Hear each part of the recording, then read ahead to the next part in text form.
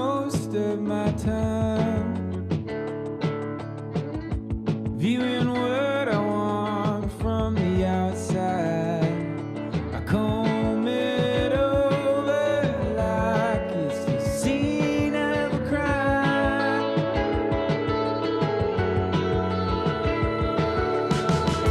The only guilty I find staring back at me in the mirror at night, stuck in place just waiting for a green light.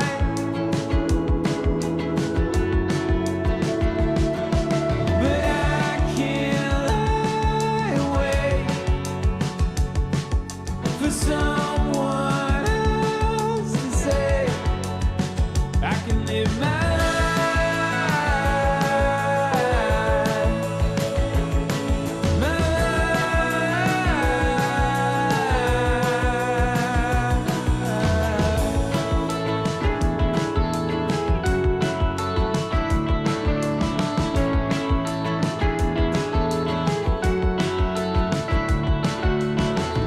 The only comfort I've found. All right, I am live on all the platforms. It's so good to be here. I was live yesterday, but not on Instagram. I am live on Instagram now. Let me just zoom in just a little. Let me know that you're here. Drop me a comment, drop me a like, drop me something, and everything. Oh, look at that.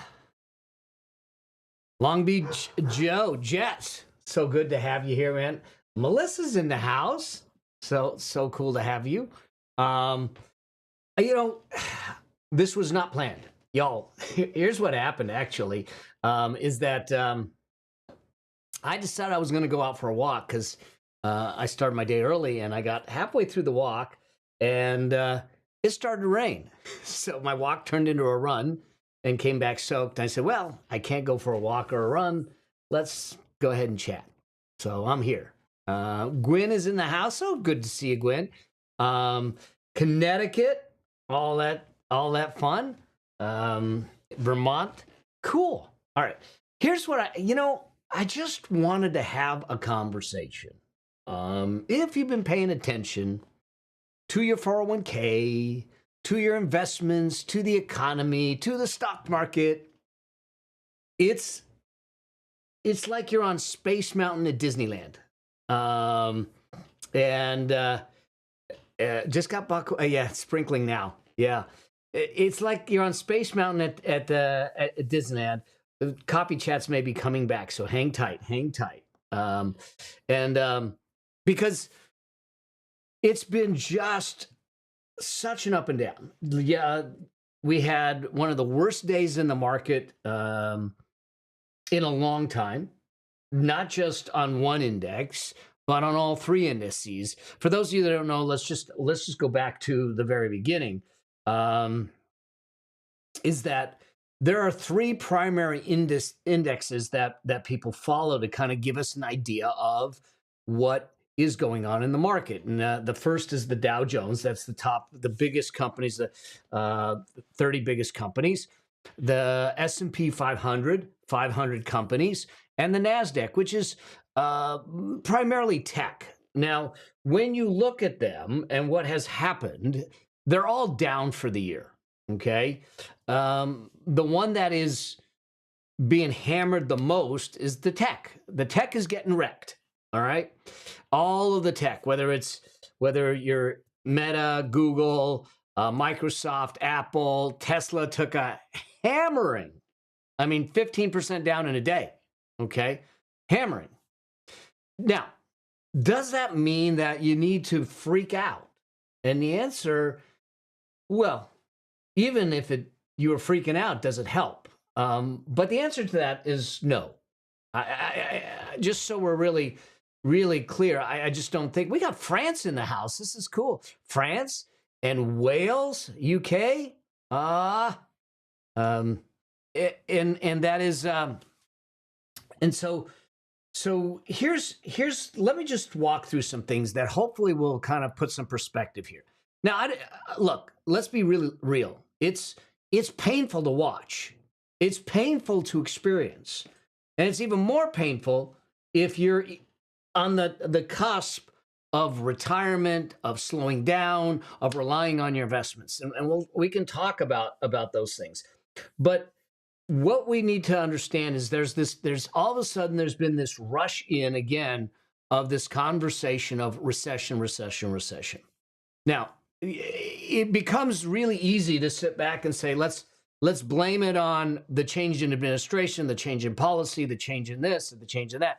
The fact of the matter is that our economic conditions don't turn on one thing unless it's something like a 9/11 occurrence or something like that. But even that, we bounce back. You take the COVID shutdown. We had a precipitous drop and then a quick return. Now, I'm not saying that's necessarily going to happen. I'm just saying that we have some pain we're dealing with because we're in a transition, if you will, with new policies, new concepts, new things. We also have to sit back and start asking ourselves how we are running in things. We've been on one of the longest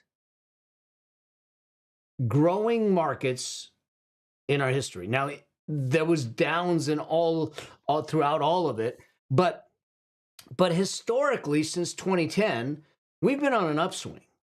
Y'all, it's got to let loose. It's got to let some pressure off. And this might be it. It may not. It just may be a hiccup. I don't know. But let's just talk about some of the things that are happening so you understand that. One is there's fears. You've got signs that labor is slowing. We just got labor numbers that just came in that were less than expected. So there's a little bit of labor slowing. There is the idea that there's more layoffs to come, especially in the government sector. They lay off 10,000 people, I think, which is painful no matter what. Okay, a lease is in the house, so it's painful no matter what when something like that happens. But that's a transition. Does it mean that they'll be unemployed forever? No, it just means that they have to find more employment somewhere else. And we'll talk about how do you protect yourself and what do you do in these things. You have the threat of tariffs. Now, y'all, I get it. We can talk about the tariffs all day long. They're not new. The imbalance has been around for a while. In fact, up until 1913, that was actually the way the government got paid for things, is through tariffs of imports and exports and that kind of thing. And then we bought the income tax in. But the fact is this: we have the biggest problem we have in our country is the deficit. And we have to correct that. And there's only a handful of ways to correct it. One, reduce spending, which means cutting things, which is part of what they're trying to do. Two, print money. Well, we did that during COVID. We saw what that did because that'll bring inflation back. Okay. Three, raise taxes. Well, that is going to affect everyone.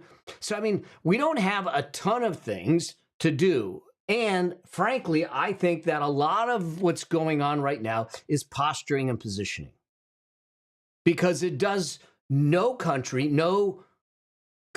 any good to have long-term tariffs in place. It causes pain for everyone.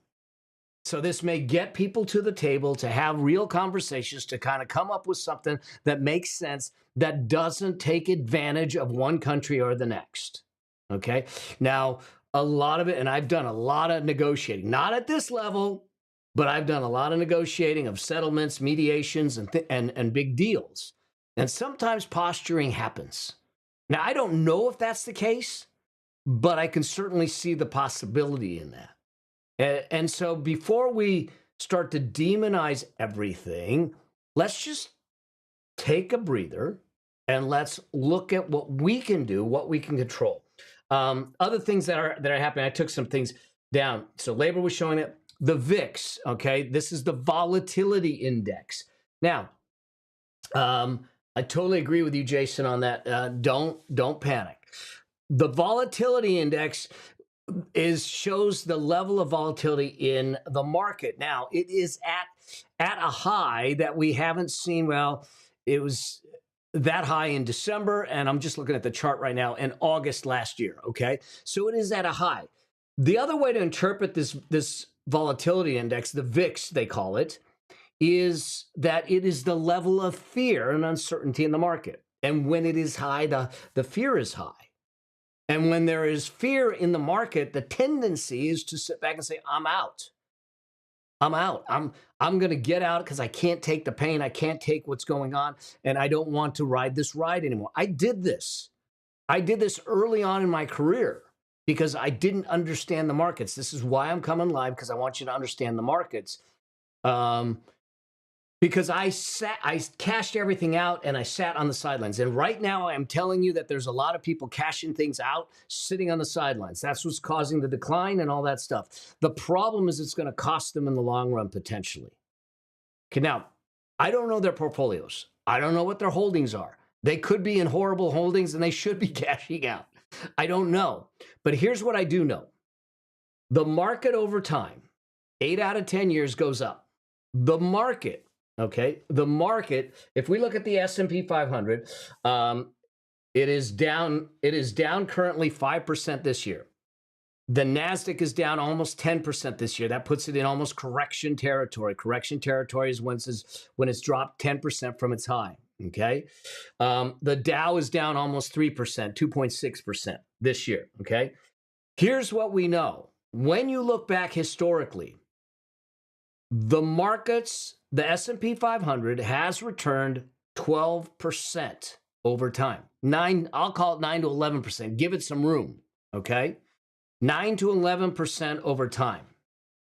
And every year there has been what we call intra-year declines. In other words, during the year in which the market went up, hey, Mandy's here.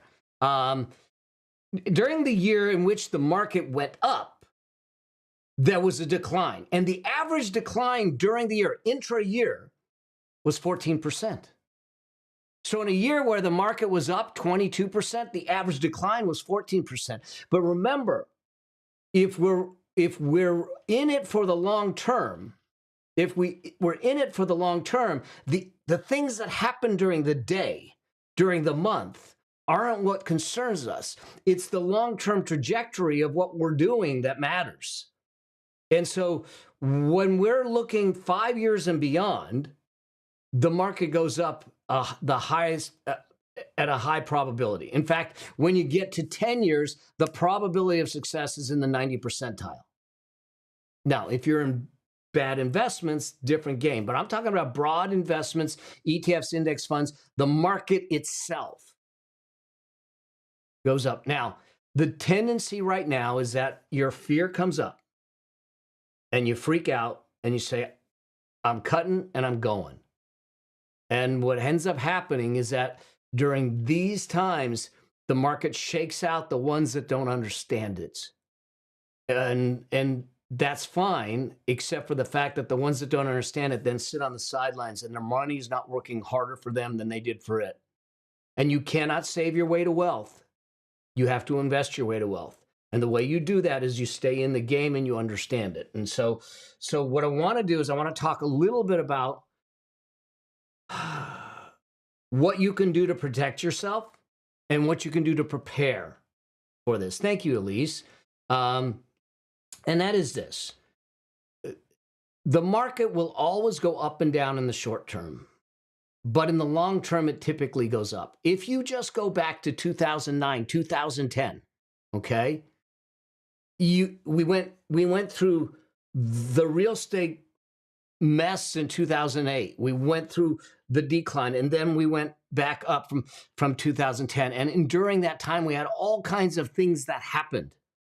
We had taxes, we had administration changes, we had wars, we had other things that happened, attacks on our soil. We had all kinds of economic things that happened, and yet during that time, the market still reached all-time highs.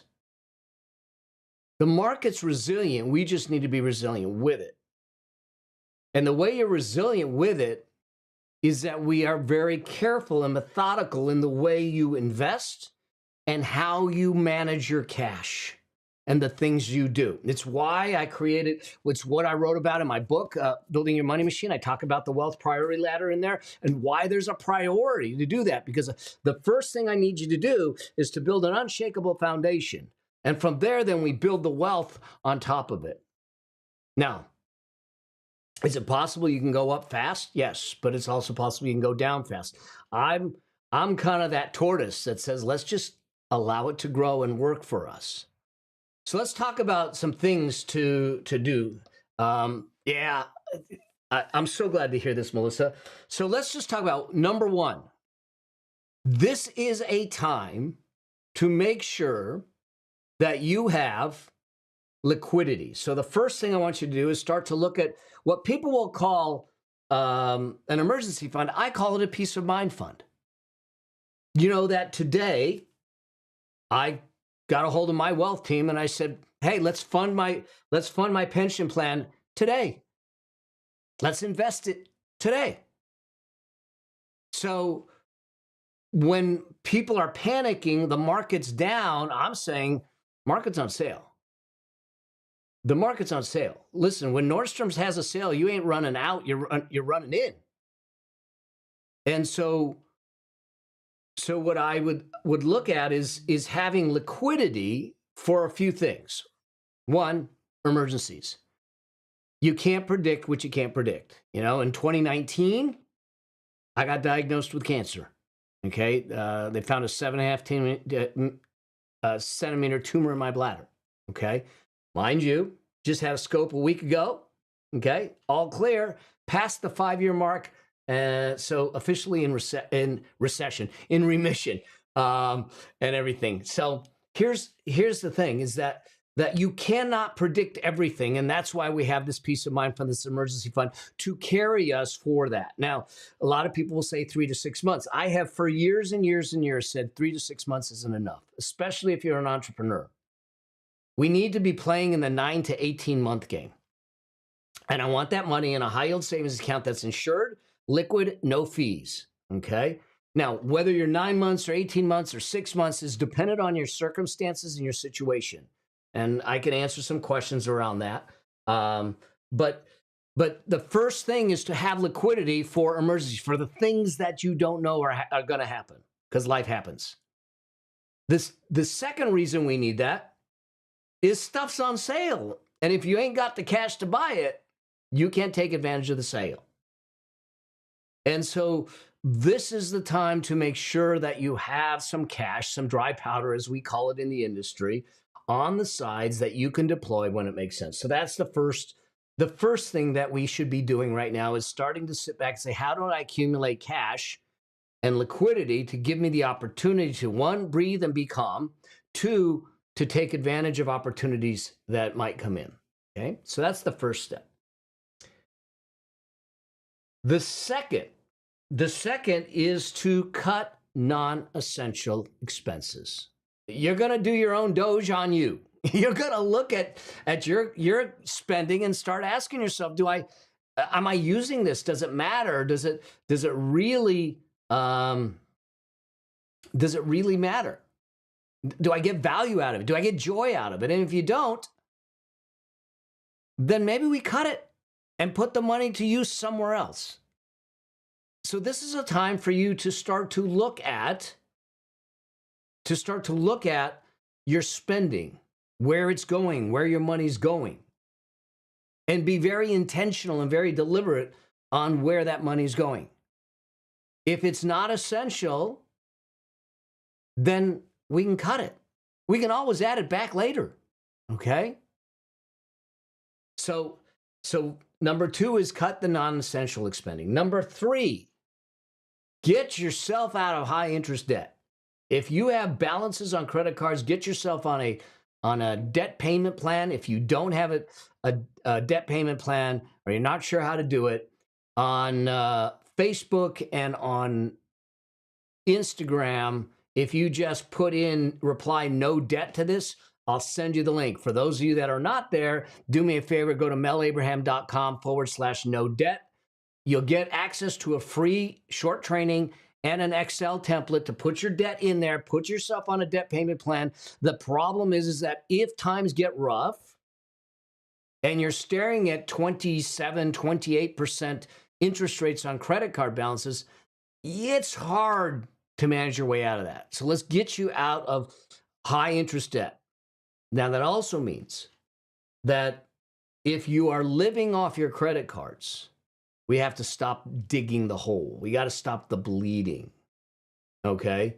But if you're just carrying balances from the past, then we can make that work. Okay? Then number 4, skill up, value up. I talked about this in my book. Okay? If things get tough, if things get tight, what do you think companies are going to do? They're going to cut marketing budgets. They're going to cut labor. But they're going to keep the people that are indispensable. They're going to keep the people that are essential, that are highly skilled, highly valuable. And so this is a wonderful time to make sure that you have skilled yourself up to a point that you stand out from the rest, whether you're an entrepreneur in a marketplace or whether you're an employee in a company, that you are skilling up and acquiring skills that other people may not have, that makes you more invaluable to the company, to your clients, than other folks. So then if there happens to be a selection process, you don't get selected. Okay? So this is a time to, acquire new skills, acquire new talents, to figure out new things, to look and take on other projects, to do some things that sets you apart in your company or in your marketplace. Okay? And then number 5 is diversification. Now I want diversification on 2 fronts. Diversification of your investments. Some people have said, okay, if we're in a diversified portfolio, then, for instance, my portfolio, talking to my team this morning, S&P 500 is down, NASDAQ is down 9, almost 10%. My portfolio is down 4%, okay? Yes, I'm participating in the down, but I am not getting hit like some of the other folks are getting hit. And so it's important for you to start to look at it and say, you have a specific portfolio structure that is a fit for your, what I call your risk triad. That is your risk tolerance, okay, your risk capacity, and your risk need. Okay, those 3 things, the intersection of those 3 things will help you decide and determine what that portfolio should look like. And so now you get a chance to start to look at it through those eyes and create a portfolio. The portfolio for me at 63, going to be 64, is vastly different than my son, who's going to be 35 in a week or so. Okay? He has decades to go, and I have decades to go too, but he's got more decades than me, okay? Because I'm not going anywhere anytime soon. But the point is that if you have time on your side, the level of portfolio risk you might take might be higher. If you have assets on your side, you can stomach some losses, but maybe you don't need to take the risk. Like in my situation, we don't need to take the risk. We don't need to build at fat. We don't have to be aggressive. So why take the risk? So you want to make sure that you have diversification of the portfolio, but it's diversification based upon your risk profile, your risk triad, as I call it, that makes sense for your facts, your circumstances, your age, stage of life, and situation. But there's another thing that we need to consider diversification in, and that's your income streams. I did a recent episode on the 12 different income streams that I have right now. Okay, and you can go to my show, my YouTube channel, and you can find it. It was just a few weeks ago. But literally, the fact is that I get income from 12 different places right now. Now, that wasn't the way it always was. But the point of this is this: if one of your income streams goes away, you have others that support you. It used to not be this way because most people would go get a job and they would work for a company like for 40 years, then they would retire with a pension. And based on that dedication to the company, they took care of them with a pension. That's a lot of that's gone. And so if I am 100% reliant on a single income stream, there is risk in it. If I can't work it anymore, for health reasons, for whatever reasons, if they don't want me anymore, for what, like I got pushed out by my partners. Okay. So, so we want diversification of the assets in our holdings. We also want diversification of our income streams and diversification across different fronts. In other words, how you earn income, but also how your passive income or your leveraged income comes in. So across assets. So I get paid for speaking, I get paid for consulting and mentoring, I get paid for my courses, I get paid for writing, I get paid for acting as a family CFO, I get paid a lot of different ways. And if any one of them goes away as a board of director, I mean, one goes away, I still have the other ones. And so it's important for you to start to look at it and say, how can I diversify, one, my holdings that fits my risk profile, and two, to diversify my income streams to give me some cushion, whether it's side gigs or other things, of earnings, so I'm not reliant on a single strand of income, okay? And then the last thing, and this is the hardest one to deal with, I think, is to not make any stress-based emotional decisions. This is a time where media is really good at stoking the fires of fear.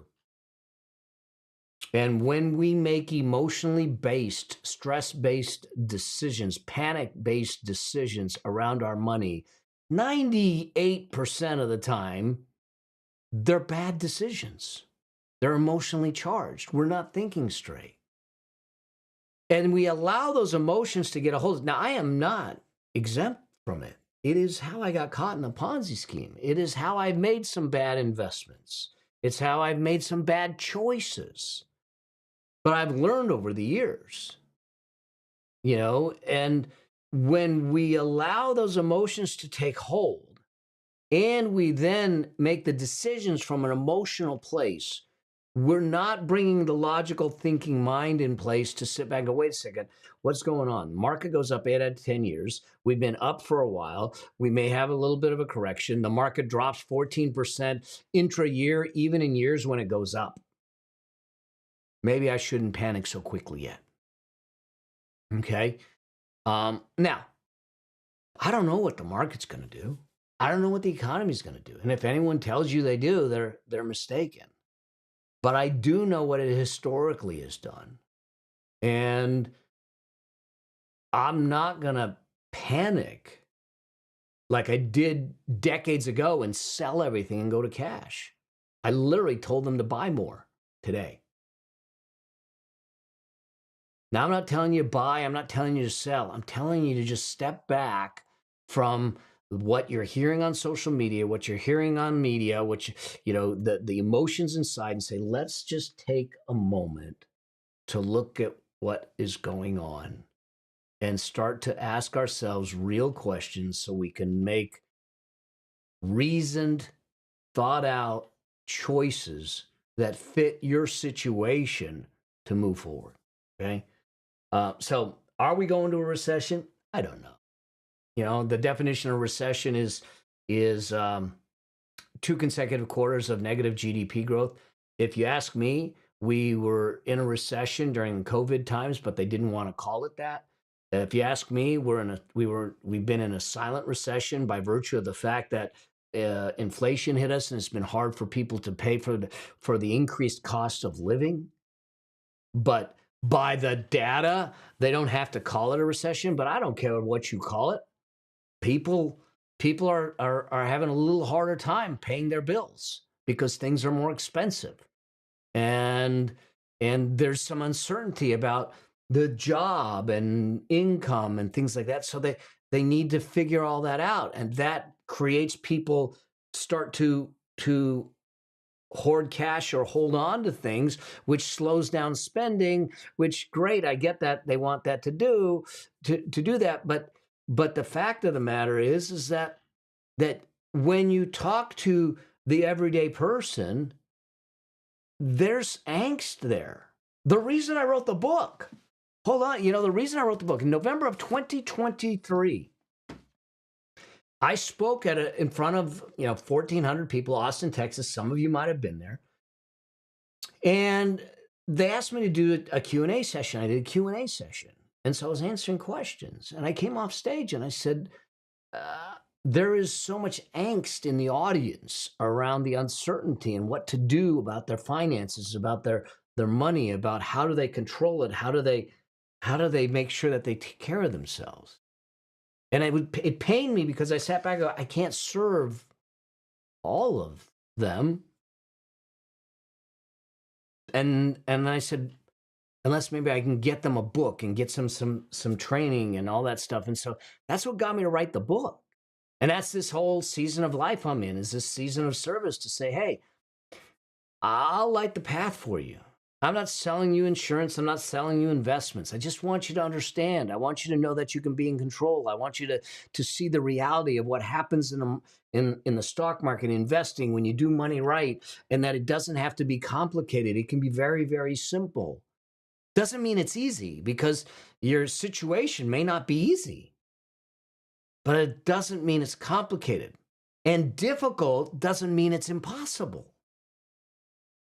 And so the reason I decided to come live is to just say, hey, let's have a conversation. I get that there's pain out there. I get that there's nervousness out there. I get that people are worried. And I don't want you to close your eyes to it and not make a decision. But what I don't want you to do is to make a panic decision or emotional decision without looking at it and saying, wait a second, markets go up 8 out of 10 years. The longer I hold, the better off I am, the higher the probability of success. Having a diversified portfolio historically has performed well. Having liquidity, following the wealth priority ladder, keeps me safe and gives me a solid foundation from which to grow from. Eliminating the emotions out of the decisions helps. Diversifying your portfolio and diversifying your income streams gives it to you. Now, all these things matter, and it doesn't matter whether we're in a recession, boom, bust economy. It doesn't matter. They're the right things to do because they will transcend whatever's going on in the market, transcend whatever's going on in the economy. I have been doing and following the processes for decades. It's what allowed me to survive and thrive. It's what allowed me to go through boom and bust. Now, I didn't do it as gracefully as I could have in the past. But it's because I didn't understand it. Now I understand it. Doesn't mean that it doesn't give me angst. I am human. And I watch it and I go, oh my gosh, that looks like, Mammoth Mountain, the Cornice, a diamond run. It's like, oh my God, Black Diamond Run. So it still gets to me, but I don't react to it. I don't do it because of the rules I have in place and the things that we have. So with that, I just want to jump in. I don't know how long I've been going, but I just want to jump. Wow, I've been talking for 30 minutes. All right, y'all. So I'm here to answer questions too. I just wanted to jump in and say, hey, hope you're all well and staying healthy, staying well, and not allowing any of this to really rattle you and give you some things to to work from to try and keep you safe during these times. So, Sammy, thank you. Look at that. What is that? What just happened? Yeah. So good to have you all here. Jason's in the house, one of my clients, and Marcus. Exactly. We've been in. Yeah, I know. It's kind of been crazy. So, cool. Any questions? Anything coming up for any of you that maybe I can help with before we kind of call it? But I just had some time. I got rained on, so I figured I would just jump in here and have a chat with you. Oops. Cool. Anything else? Anyone else? Questions? Curly Q, you are so welcome. All right, here's a question coming in.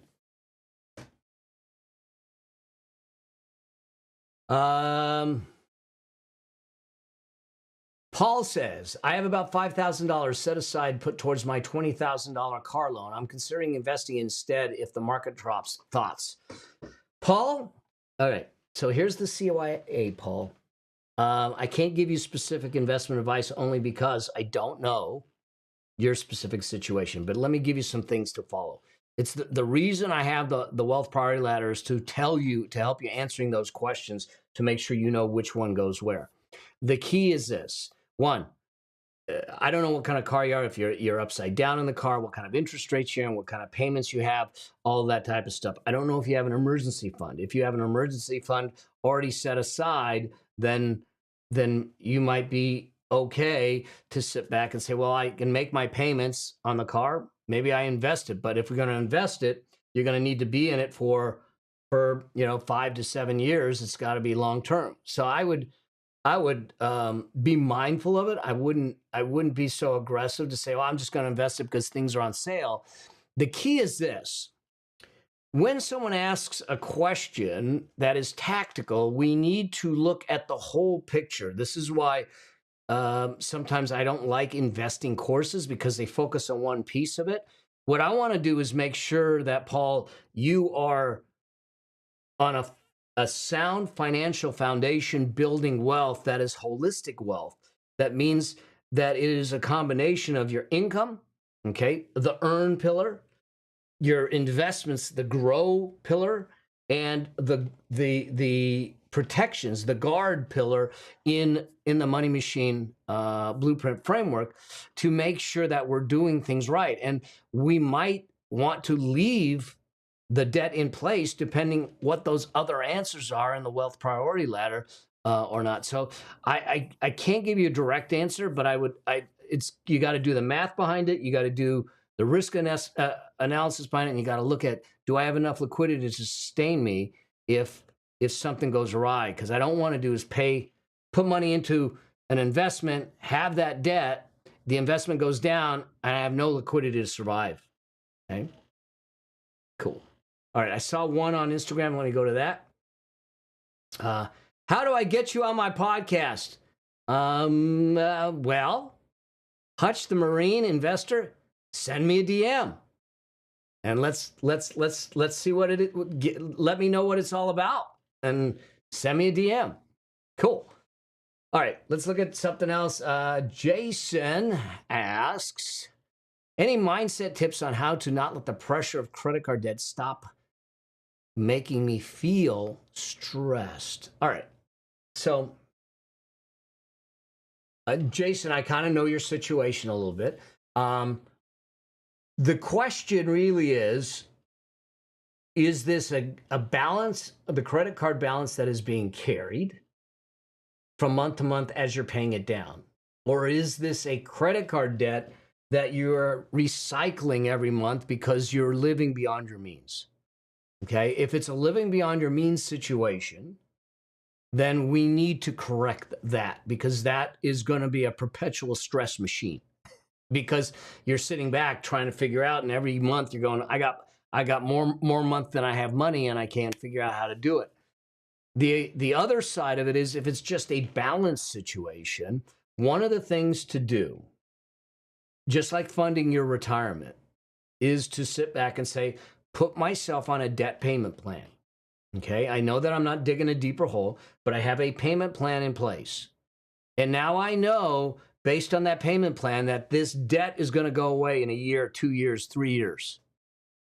And I have a process and a plan in place, and you put it on automatic, you put it on autopilot to make it happen. And when you do that, you have the opportunity, if you to just let it go and say, in the background, it's getting paid off, but it's not in your face all the time because you know that is being taken care of. Now, is it costing you money? Certainly it is in interest charges, but you figured that into the payment plan. The challenge is that I'm more concerned about what got you into the debt in the first place and what might keep you into debt. As long as you can see the light at the end of the tunnel, it's going to help you take that stress off. But we have to create the strategy that allows you to see the light at the end of the tunnel. Hopefully that helped. Okay. Where to put cash? What Melissa's saying? I asked earlier about where to put cash to keep it liquid. Is the money market the same as the high yield savings account? Yes and no. So a high yield savings account typically is in an online bank. Okay, 100% liquid, 100% no fees, and 100% insured. Okay, you can get between 4 and 4.5% these days in that. Money market fund is a different kind of savings account. They may have limitations on it as far as minimums to get a specific rate of return, and they may have fees associated with it. You just got to look at them. The key is this. Those three characteristics. If I am putting money away that is for my peace of mind, for emergencies, and for my safety, then I do not risk it by putting it into the marketplace.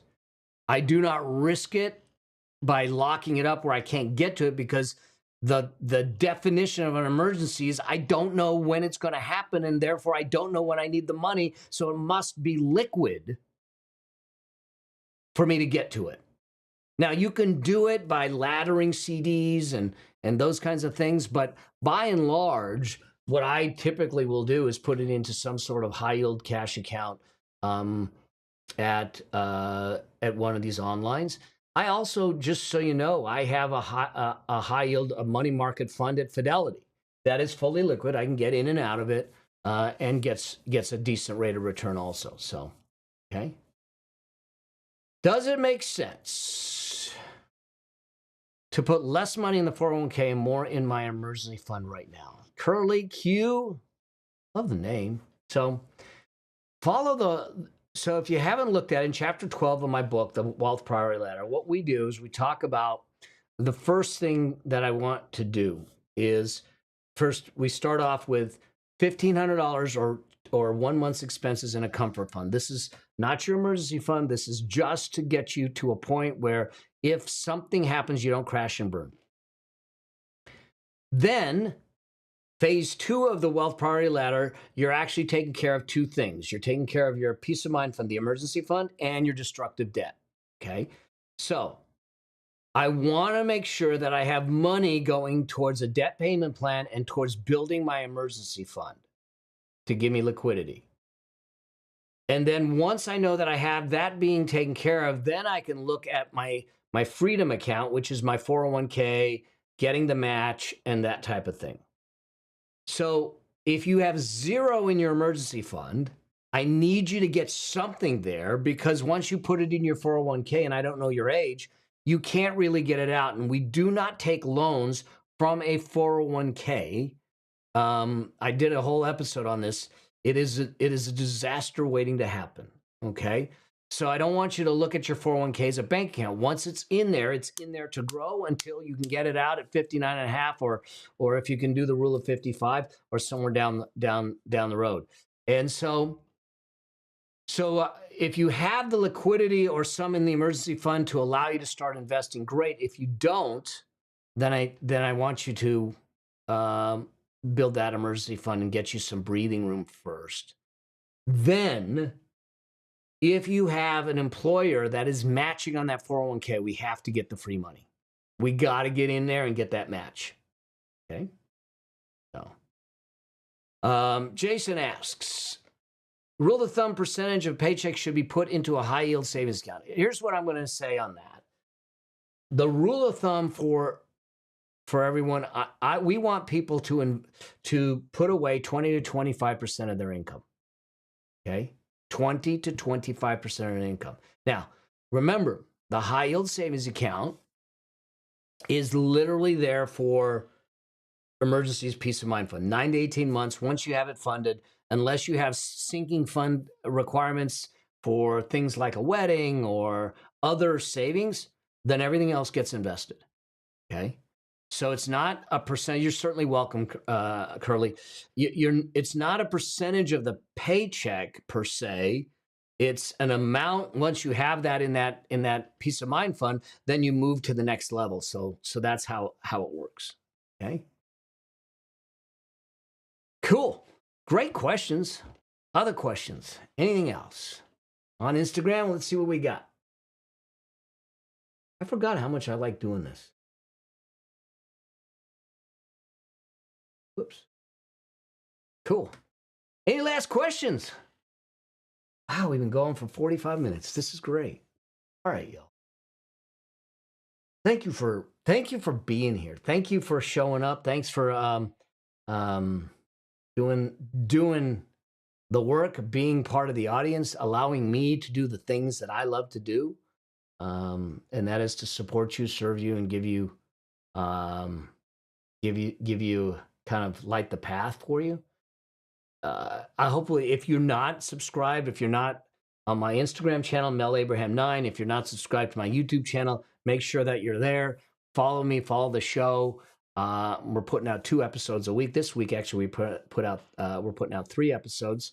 And I'm just going to be giving you as much content as possible. If questions come up or things come up that you're struggling with, before you make any kind of crazy decisions, ping me. You know, let's make it happen. Okay. All right, y'all. You have a blessed day wherever you're at, and I can't wait to chat some more and to hear from you on the road to your financial freedom. Because remember, financial freedom, it's your birthright. Let's go claim it. All right. Until I get the chance to see you again. You know, I always say my sign off is to always strive to live a life that outlives you. And what I mean by that is that you live a life that's meaningful, a life that's impactful, a life that's fruitful, that you indelibly impact the people you're around. All right. All right, y'all. Blessings to you. Have an amazing, amazing day. Cheers.